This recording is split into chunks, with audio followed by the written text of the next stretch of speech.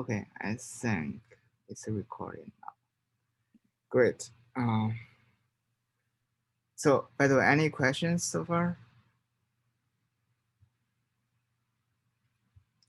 If no, let's start today's discussion. By the way, if you have any question, like any suggestion or feedback about our discussion, feel free to let me know. We can improve the discussion together. Okay, so let's start with the spherical tensor.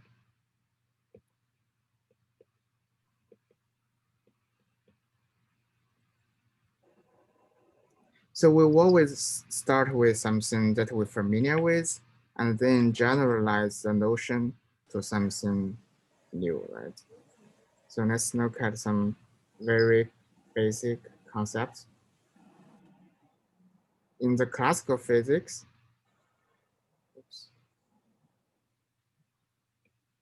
we know what is a scalar and what is a vector.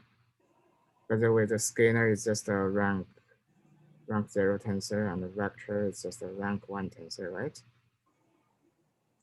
And under rotation, if a quantity, for example, the mass of an object remains unchanged, meaning that this is a scalar, right? If some quantity transform like this, then this V is a vector. This Rij is just the elements in SO3. So basically, we define a quantity to be a tensor by looking at how it responds to the rotation. Right? In general, it can be any group. Here we care about SO3, so it's a rotation, but in other contexts, it may be some other groups. This is how physicists work with the tensor notation.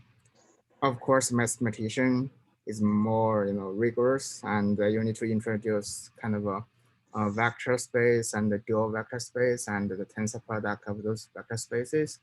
And the tensor is nothing but the map between those two different vector spaces.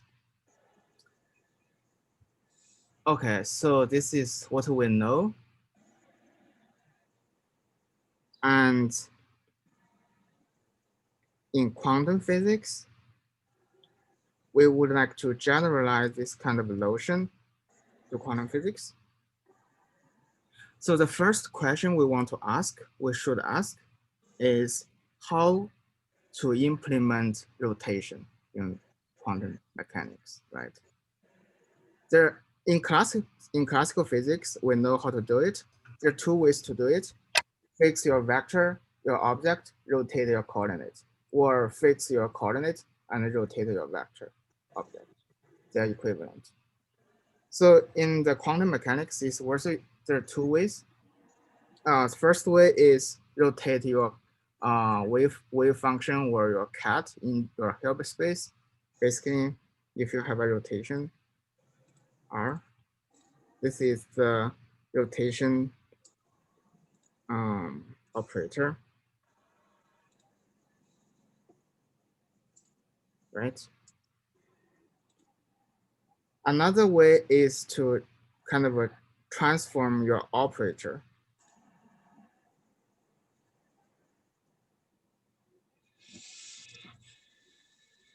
They are equivalent, right? Okay, so if we have we know this kind of a transformation, then we can define a scalar operator.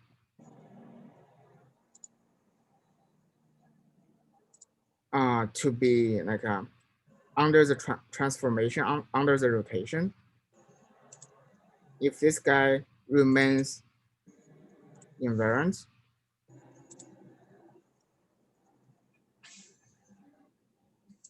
then it's a scalar operator. And how about a vector operator? Basically, if we have a collection of operators, like 3 operators. Each element is a operator. And under this rotation,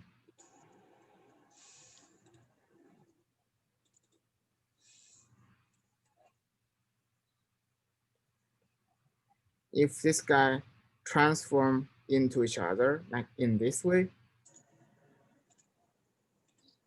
then we say, okay, so V is a vector operator, right?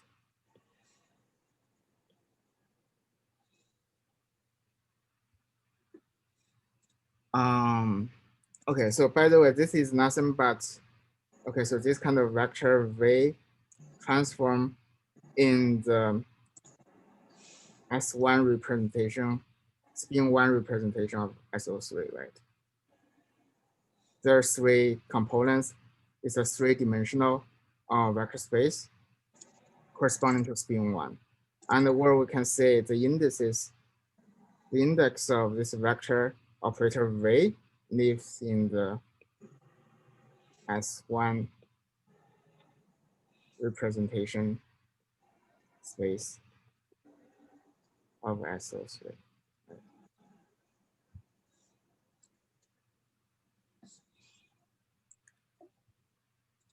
Any questions so far?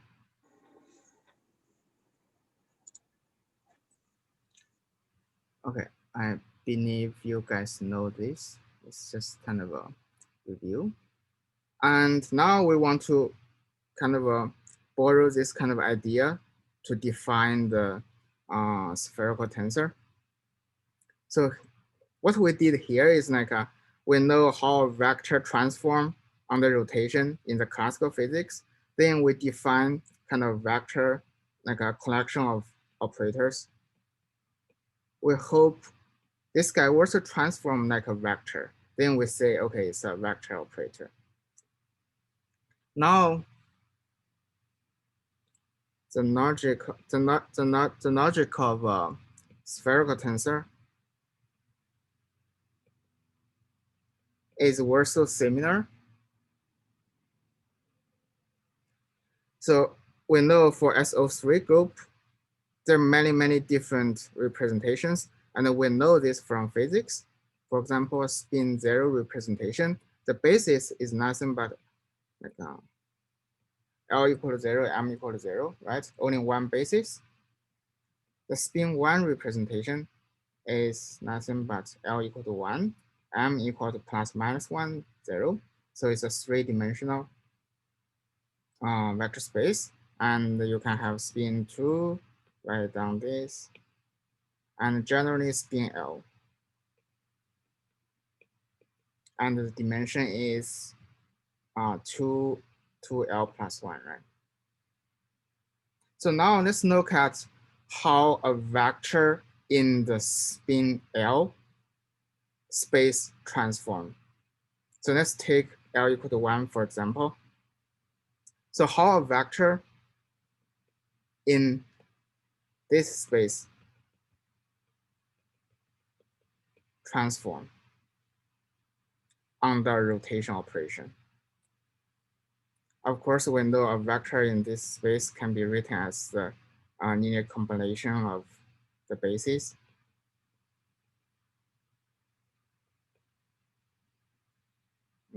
Some coefficient, whatever. So to say how a vector transform, we only need to know how the basis transform under this rotation, right?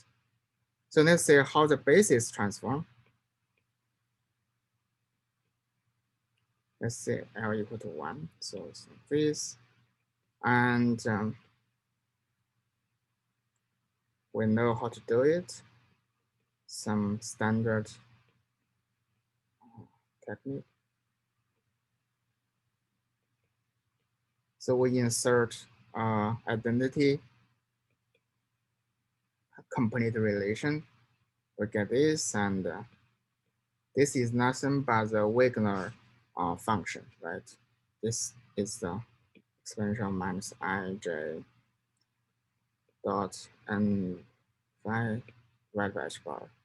By the way, in this case, because we are working in the spin 1 space, so we know what's this j-axis and what's the j1 and the jz.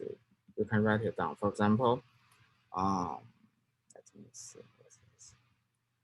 0, 0, 0, 0, 0 minus I, 0, I, 0. Yeah, something like that. Okay, so this is the Wigner function. We write in this manner.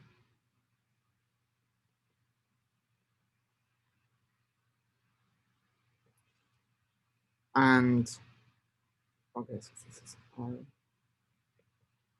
And just to be consistent with the lecture notes of Yaroslav lecture notes and the rest of the book, we can write it as m prime r star,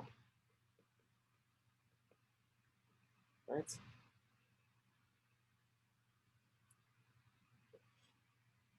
The equivalent, because your operator u, yeah, is unitary.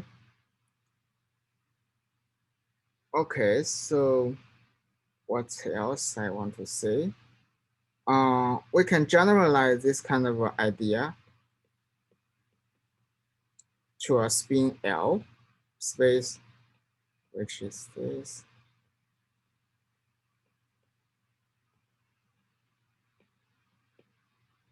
And okay, now we say that a vector in the spin L space transform in this way. So similar to the the logic we used before. If we have a collection of operators, now let's denote as L and this L, L, and L, L minus 1, and L, so minus L. So the components, the number of components is 2L plus 1, right? If they transform like a vector in the spin L space, then we call this vector, sorry, this object as a spherical tensor of rank L. So basically, it's called under the rotation.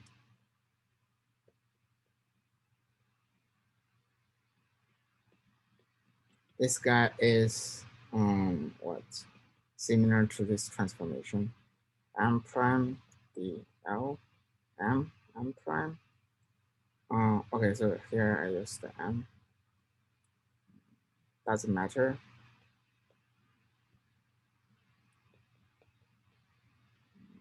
M prime, right?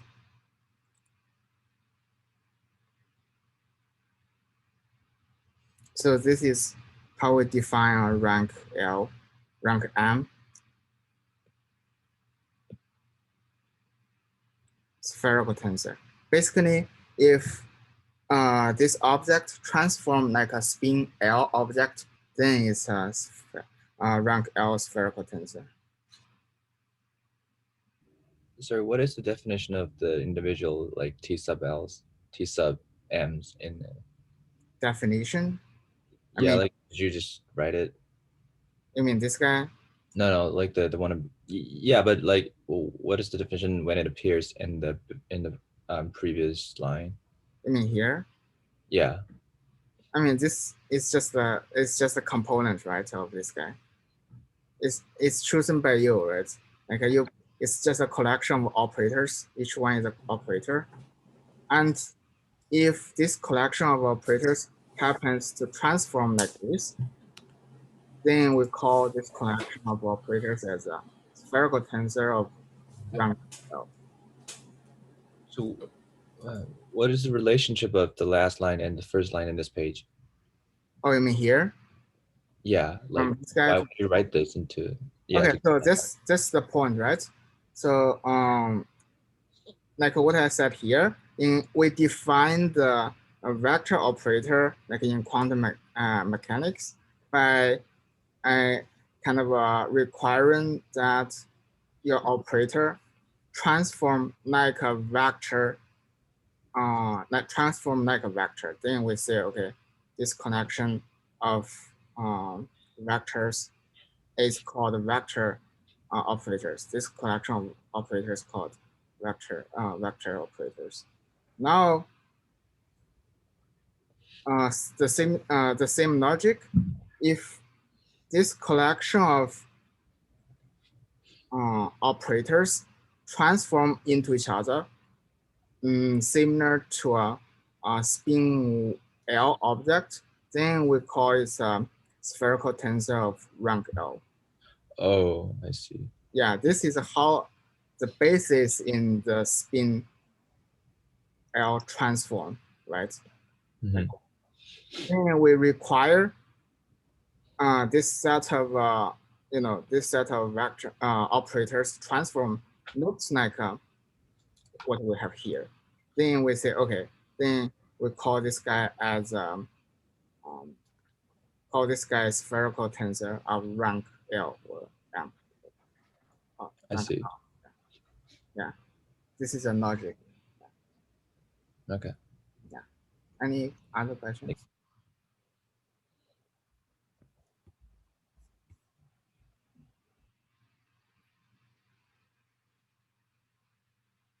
Yeah, feel free to ask questions.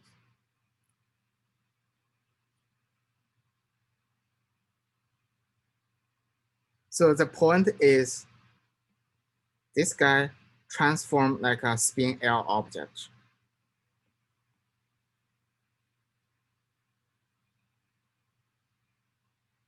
And then we call it spherical tensor of rank L, right? This is how we define a tensor, right? By looking at how it responds to a rotation. Okay, so what else I want to say about this?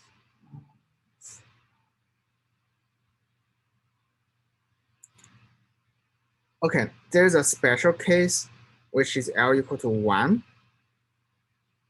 In this case, the vector operator we defined before is related to the spherical tensor of rank 1. The reason is also simple, because in this case, the rank 1 spherical tensor transform like a spin 1 object, right? But previously we mentioned that this guy is transformed within the spin 1 space of this of the representation of the SO3. So they must be somehow equivalent. With the difference is they are in different bases. But we know after similar transformation, they can be transformed into each other. So to say that relation, of course you can do like a rigorous proof, but we don't need to do that. So this is the vector operator like we mentioned before. This guy is a vector operator. If this guy transform like x, y, z, right? Basically, Vx transform like x, Vy transform like a y, and Vz transform like a z on the rotation. And on the other hand, we know this T1 is is a rank 1 spherical tensor. Okay, it's a kind of 0, and if this guy transform like y11, y, this is what's the name, like a spherical harmonics, one, just the basis of the spin 1 space. Right?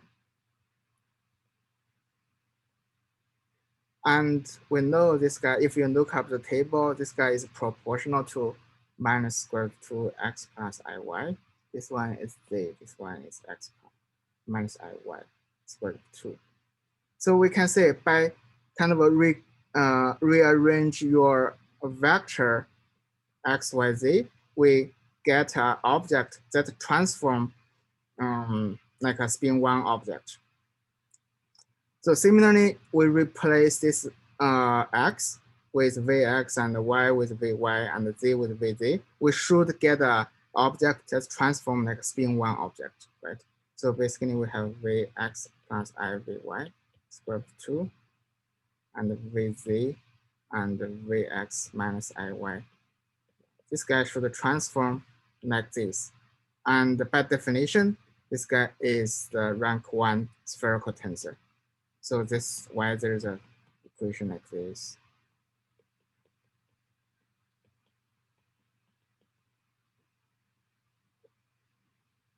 Yeah.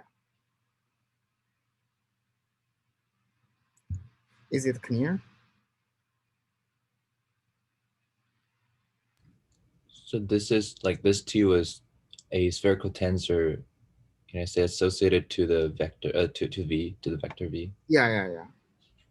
Basically, if I have a vector tensor, if I have a vector operator like this, then I can kind of regroup them into a spherical rank 1 tensor. This is possible because they transform in the same representation space, which is spin 1 representation of your SO3 group. So this is only possible because when L equals 1, the Exactly. the tensor is just exactly 3. Yeah. Okay. So there's okay. You may wonder what's the case for higher rank, right? So for the higher rank, we know how we define a tensor, right? It's just in the quantum. So in the previous case, where is it? Okay, it's here. Let's say, okay, I have a set of operators that form form the components of this guy, and we call it ij.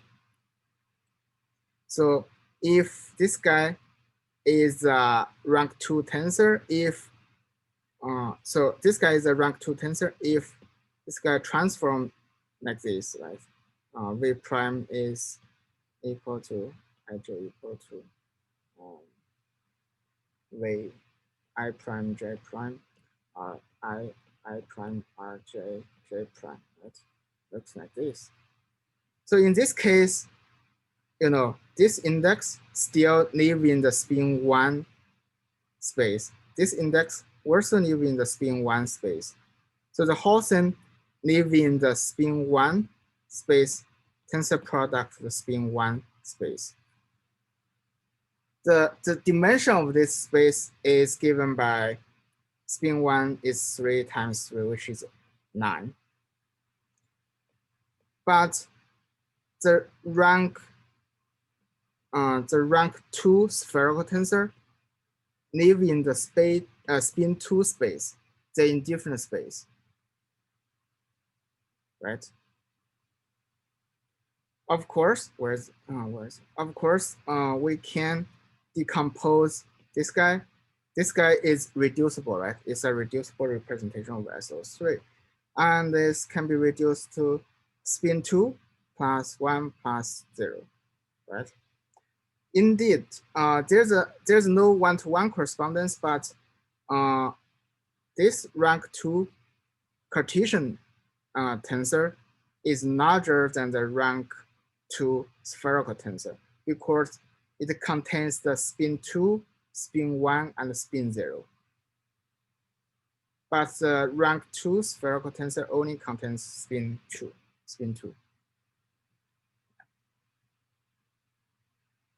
Is it clean? So you need all the 3 like T super 0, T super 1, and T super 2 to represent that tensor.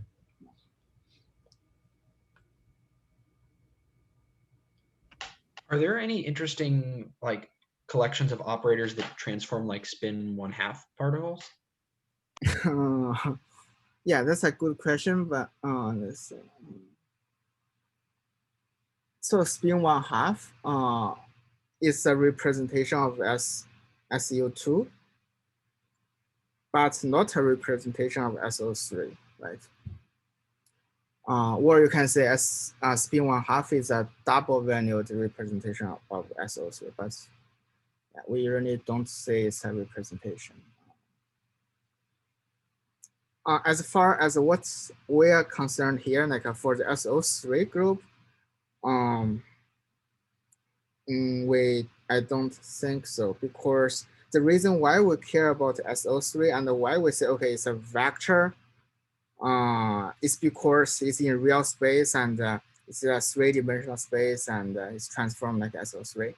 So like what you said, if transformed like a spin 1/2 object, I would say it's more like a spinner, right?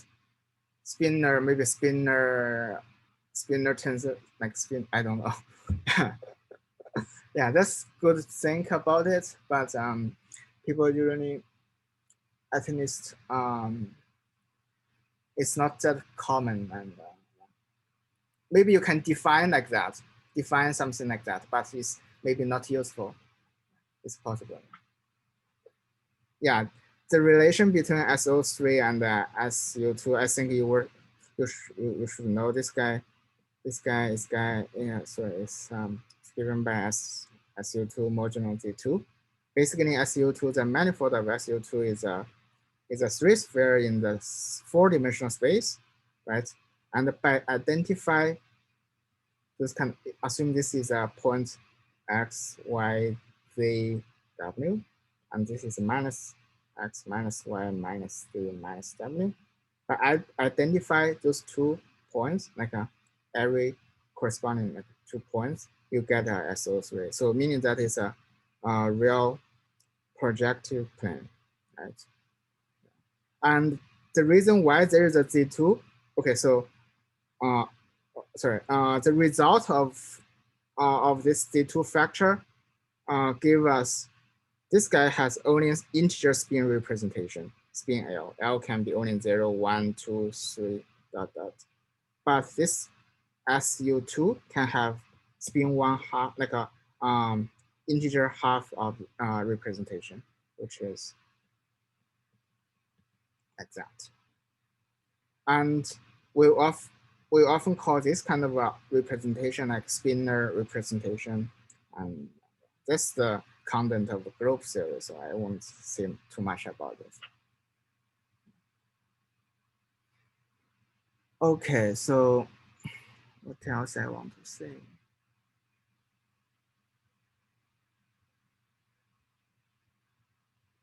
Yeah, I think this is what I want to say about the spherical tensor. So any question about this part? For that higher rank tensor, if it's a direct product of spin 2, spin 1, and spin 0, like is there like a nice way of writing down like the restriction that has to place on like the values of the actual tensor elements then? If it's kind of like too big to actually be a regular rank 2 spherical tensor. Oh, you mean for this, like for this rank 2? Yeah, I guess so, since you wrote it as like this direct sum of the 3 spaces. Yeah, okay, so there's a decomposition. So basically Vij, you can write in some specific form. I didn't remember actually. You can look up from a group theory book, or I think in the Sakura's book, there was a decomposition. You can actually write as like a 3 parts, each part corresponding to a representation. Basically, this part corresponding to a spin 2, this part corresponding to a spin 1, and this part corresponding to a spin 0. And then these elements can be kind of a regrouped into a rank 2 spherical tensor, and this part is equivalent to the vector tensor, right? Then it can be regrouped like into a rank 1 spherical tensor, and this is just a scalar. Yeah. Thank you. Sure.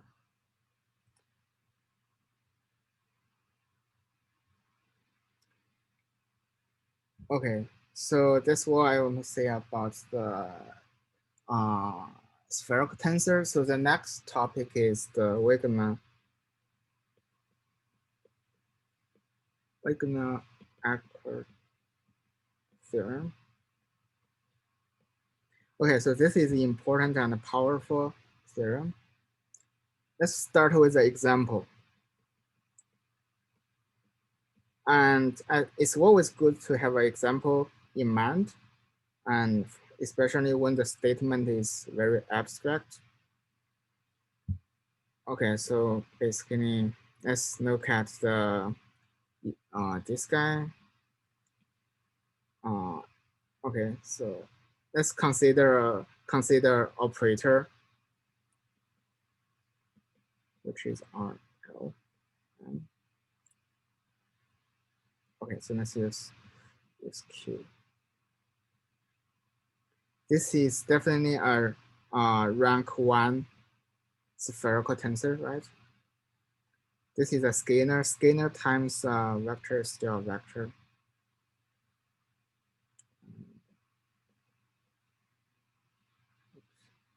This is L is 1.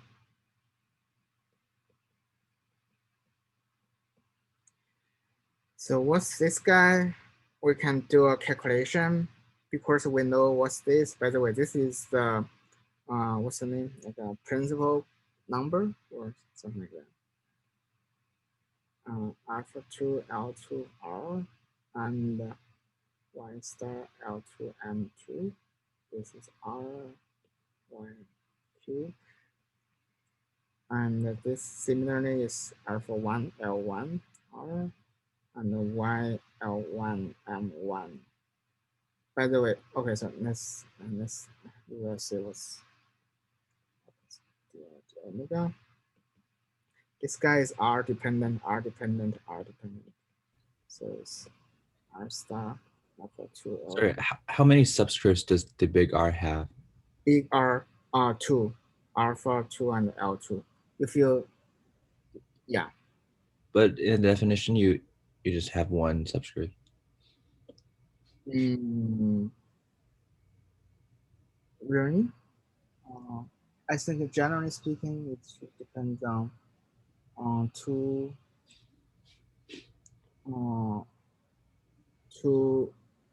indices because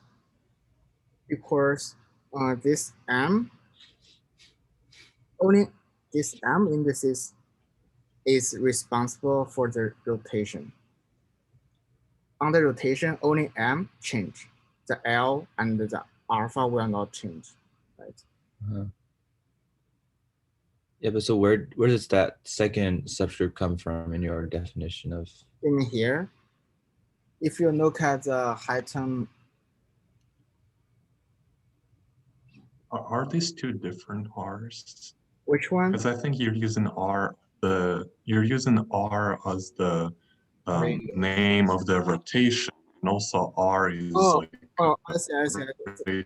yeah, component of the difference. wave function, right? I see where the confusion comes from. Yeah, okay. This is just a wave function. Yeah. Oh, okay. Yeah, it's a wave function. Yeah. Actually, yeah. Thanks for pointing out. Okay. Maybe I should use another notation. Yeah, whatever. Sorry. Okay, so let's use another notation. Let's use psi. Yeah, it should be. Thanks for pointing it out. So now, like the big R was the rotation operator? You mean this guy? Yeah. No, okay. It's just an operator. It's just a random operator. It's Okay. a rank 1 spherical tensor. Okay. Okay. Okay, maybe let's call another guy. It's I don't know. It's T. Yeah, T. T is good. And this guy is left with this factor and this factor, this factor. So this guy, you can say this is kind of this is this guy, this is this guy. Turns out it's proportional to L2, M2, 1, 2, and L1, M1. It's not difficult to imagine it's proportional, right? I won't do the rigorous calculation for you guys. You can look up. And then we group this guy and the proportional constant into the whole factor. Like this is what we usually write, like this. And there's another factor, this guy.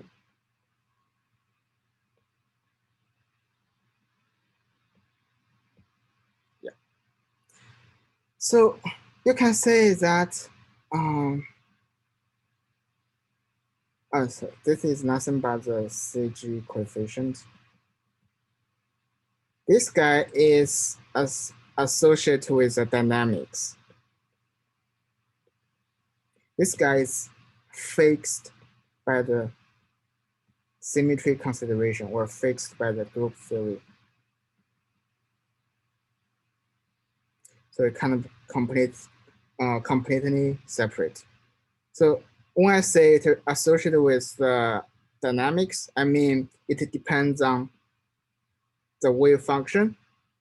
The wave function, to get the wave function, you need to solve the Schrodinger equation, the dynamic equation. And also it depends on the specific form of your tensor, right? So this guy is kind of an object that's independent of the specific details of your problem. It's only fixed by the symmetry of your problem. So this is also reasonable because how to say, let me think about it. Okay, so maybe I can first write down the general theorem, then I make some remarks. So this is just an example and to show you what's going on for a very simple example. Yeah. So for general theorem, I think you also saw it in the class.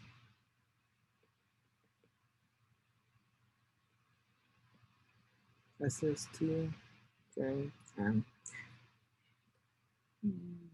Sorry for this kind of notation. I change it very often. Yeah, it's J and M. Yeah, doesn't matter, I guess.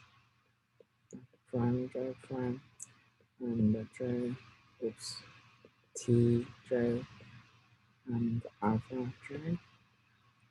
And this J prime, M prime, and it's J, M, and J, sorry, J, M.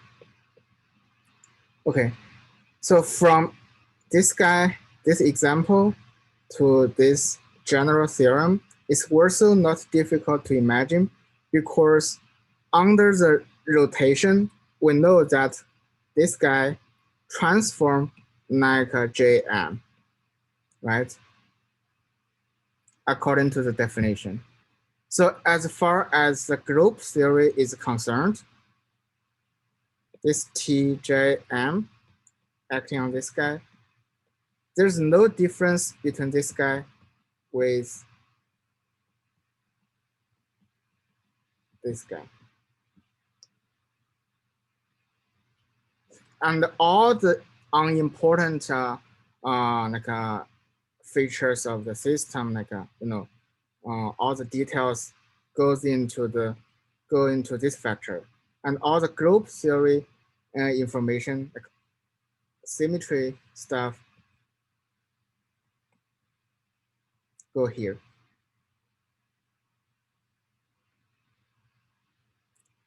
So the reason why this guy is independent of the M prime, like versus this capital M, this M, is because, okay, so this is a symmetry factor.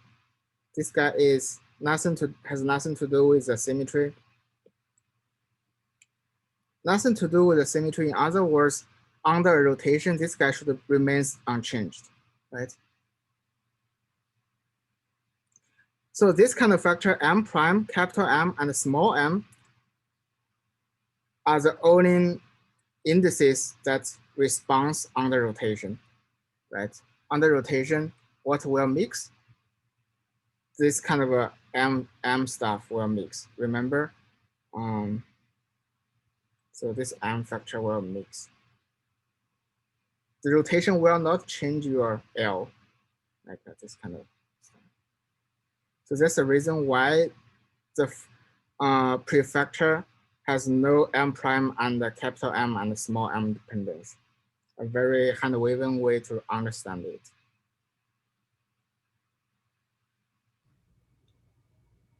Sorry, could you explain how you get the separation from the integration above? You mean here? Yeah. How to go from this specific example to the general one? No, how to get from the previous line to this one. Okay, so what I'm saying here is, okay, I'm a little bit messy, but so this guy, I just regroup him, get this guy that you and this factor is proportional to this guy, which is also reasonable, right? Wait, so could you explain it? What do you mean by this notation? Oh, you mean this guy? Yeah. Oh, it's just L2 M2. The cat here is just a 1Q tensor product with the L1 M1. So it's like add spin 1 object with a spin L1 object, and the spin 1 object has the like the quantum number along the z direction is Q, and the quantum number here is M1. You know, when we know how to add them, it will kind of decompose into many cats. And now we project onto a cats like this. We have a spin L2 object, spin L2, and the quantum number of the z direction is M of the J2. This is just the CJ coefficient, right? Yeah. Okay, you see this, but how did you get this from the integration? You mean here? Okay, what I'm saying is this step is non-trivial, but it's reasonable, right? So this guy is kind of a L1 M1.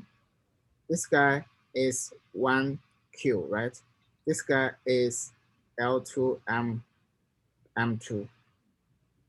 Oh, okay. Right. This guy is just the L1 M1 in the specific basis, right? Like if you like add a cat like a n hat, you get this guy, right? Okay, so we just take it for granted and try to understand that roughly. The point is this y thing, this y star y transform under rotation exactly the same with this guy. Okay. Right? Because they have the same L, same M. Right? L specify which representation you are in, and M specify which component, right? Yeah, they transform exactly the same under the rotation. So basically from the group theory point of view, they're the same. Up to a constant, right? Yeah, up to some factors, which is independent of M factor, because M is kind of responsible for this kind of rotation. It will mix rotation. I see. Yeah. Thank you. Sure. Any More questions?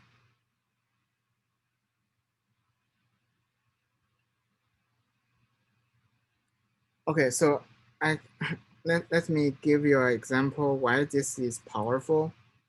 So imagine I have some, atom, there's some orbitals, and now there's an orbital like alpha j, and another orbital alpha prime j prime. Then, okay, of course there are many, levels. The total number is 2j plus 1. There were so many levels, 2j prime plus 1. There can be a transmission between those two orbitals induced by some, let's say, some operators. Let's call it Jm. Then, of course, in experiment, we can observe this kind of radiation, like the spectrum, whatever, the intensity of each transition of each transition. And in theory, we can calculate it in principle. Basically, it's alpha, sorry, is alpha prime, j prime, m prime. M prime means I'm looking at some specific level, and this is the final state, and the initial state is alpha, j, and m. I'm also looking at some specific level. So in principle, how many elements I need to do? I need to calculate is 2j plus 1 times 2j prime plus 1, right?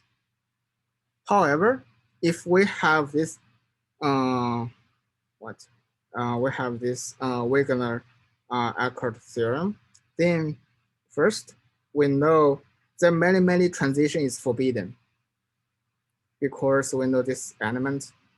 Let's do this.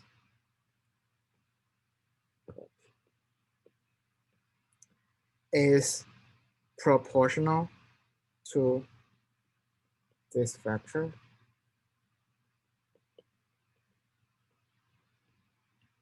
So this is non-zero only when m prime equal to capital M plus small m, and also when j equal to, okay, or from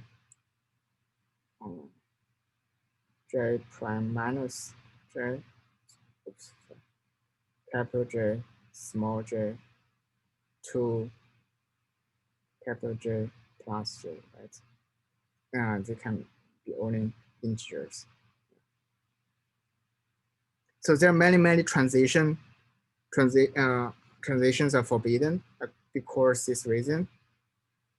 Also, if we only care about the intensity, relative intensity, then actually we don't need to do any calculation because alpha prime.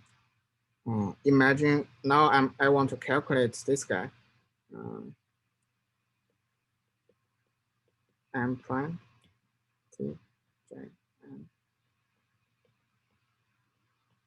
divided by alpha prime j prime m third prime.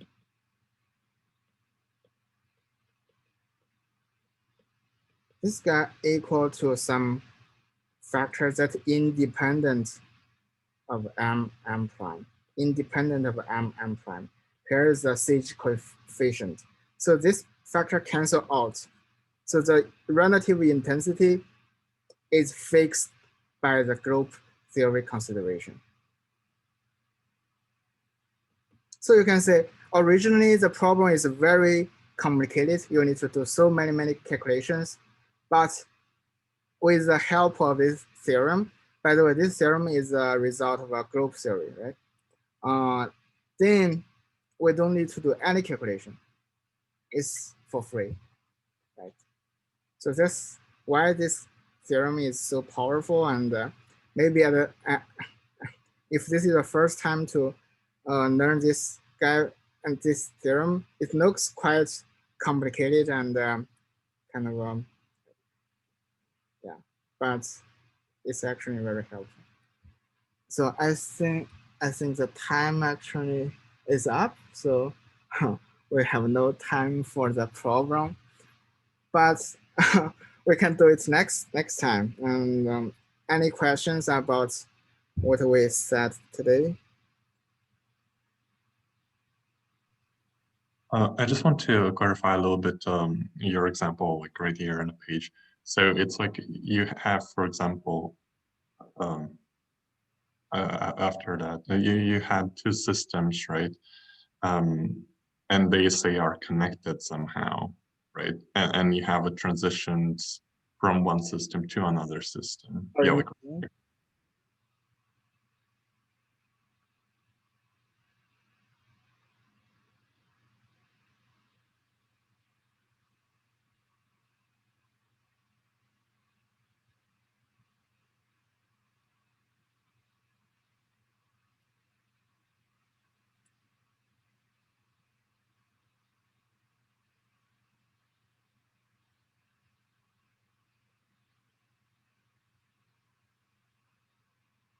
Sorry, I think I lost my connection. So can you repeat your question? yeah, sure. So here, like physically, I'm just trying to understand what this examples, what this example represent. Okay. You have two systems that are connected and there are transitions between two systems. Okay, this is for example, it's a one atom. There are different orbitals, right? For example, the orbital is labeled, by R, like the principal number, and versus the J, right, corresponding to different number. And for each orbitals, without any perturbation, any external field or whatever, they will be degenerate. But if there, for example, some magnetic field, they will split into many different levels. So in general, it's 2J plus L. And for another orbital, it's also 2J prime plus 1. Oh, I see. So for example, alpha is one orbital, alpha prime is the other one, and you have this transition. Yeah. Okay. Then maybe I apply in electric field, then it's coupled like, E dot R, right? Then this guy would introduce some transition, right?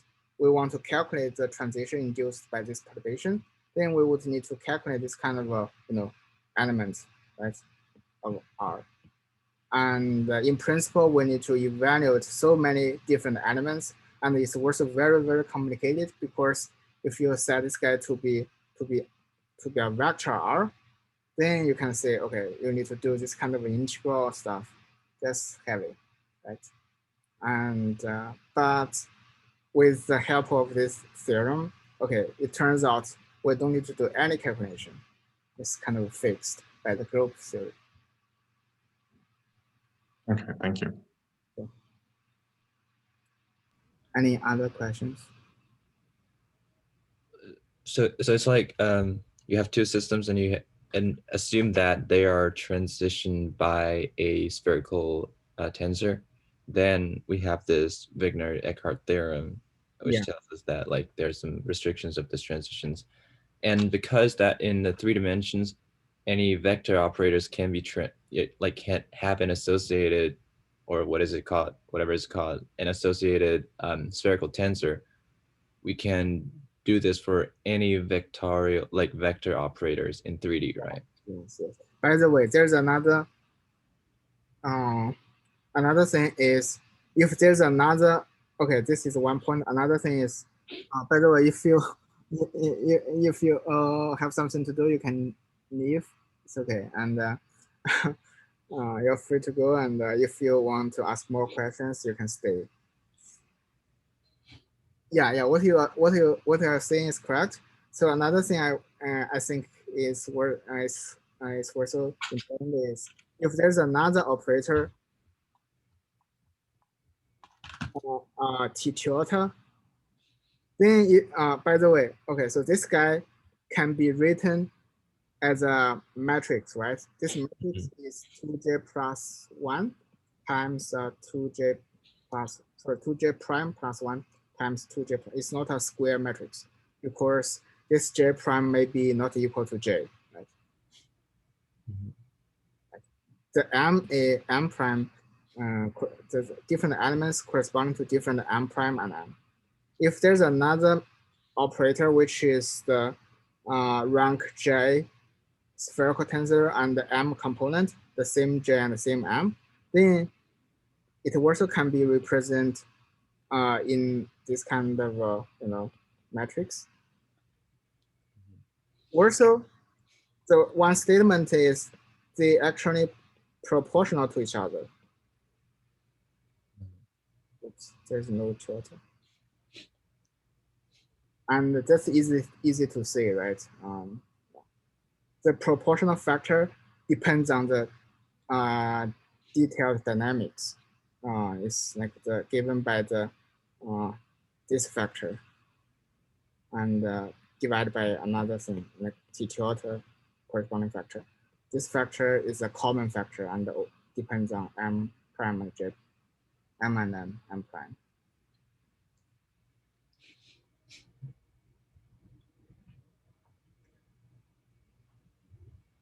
So any perturbations any vectorial perturbations will cause the same transition or cause similar transitions up to a constant.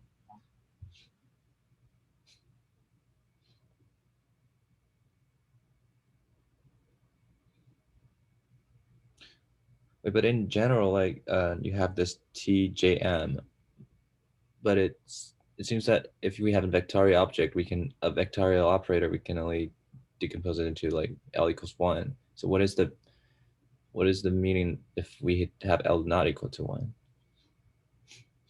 Okay, so there may be some more complicated situations. So the reason why usually we have L equal to 1, like rank 1 spherical tensor, is because the perturbation we use usually is a rank 1 vector. Because, for example, the magnetic field, the electric field, and the Hamiltonian, to form a Hamiltonian, this guy must combine with also another vectorial quantity to make the whole thing a scalar. Your Hamiltonian is a scalar, right? Yeah. Then the perturbation here usually is just a rank 1 tensor, stuff like that. But if you have some perturbation which is already a rank 2 tensor, maybe some, I don't know, then it's possible that the perturbation is a rank 2 spherical tensor. Yeah, the reason why the rank 1 spherical tensor is so popular is because the tools we have to perturb a system, like usually it's a magnetic field and an electric field, they are both vectors, rank 1 tensor. So yeah. And by working on the rank 2 tensors, is it that we have to decompose that into like rank 0, 1, and 2 spherical? Yeah, right, you're right. Yeah. Okay. All right. Thank you.